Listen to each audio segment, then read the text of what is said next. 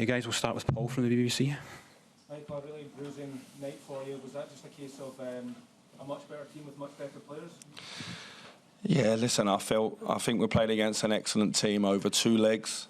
There was times in the 2 games where we did well, and obviously we scored 3 goals over the 2 games, so we're bitterly disappointed with the way we defended at times in key moments over the 2 legs. And certainly tonight, when we get the game back to 2-1, you put a little bit of intrigue in the air, but so to go and concede straight away. And I thought the story of the 2 legs was that we couldn't handle Saibari and De Jong.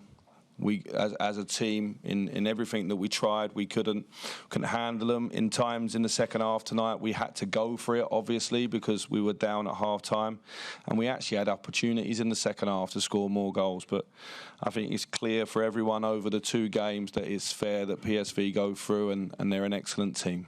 You now drop into the Europa League. Given Rangers' performance in the Champions League last year and the margin of victory for PSV tonight, do you think that could be a blessing in disguise?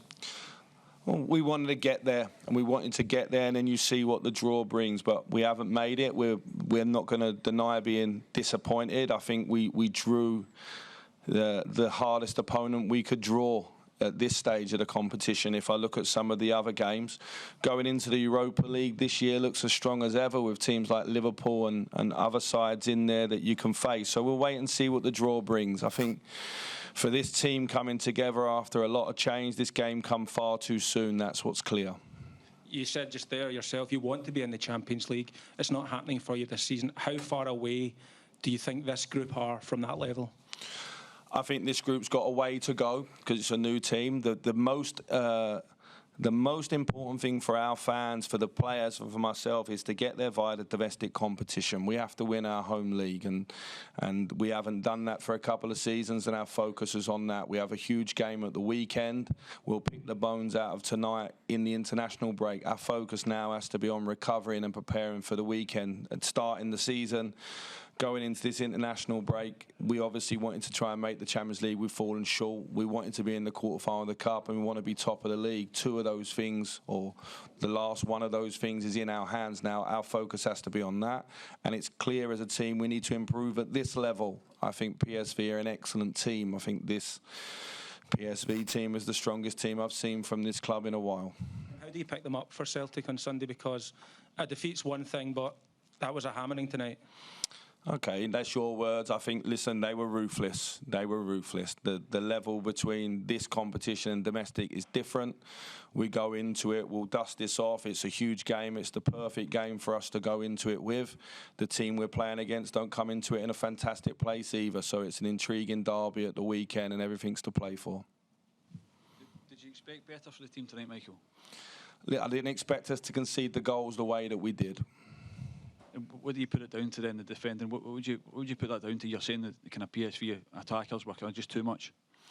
Listen, I think they're a very, very good team. I thought we found it very, very hard to look after De Jong and the number 10, and they won the duels with our centre-backs, and it made the game difficult for us. As a team throughout, we could have shown more quality. I felt we started the game quite well, but we ended up sitting deep and we couldn't stay with the ball, and that was partly due to our quality, but also partly to the way that PSV stayed with the ball and counter-pressed us. You know, I'm not going to sit here and say that we were terrible, because I also think the other team, the resistance was stronger than this team's faced this season, and the level was too much for us. That was clear.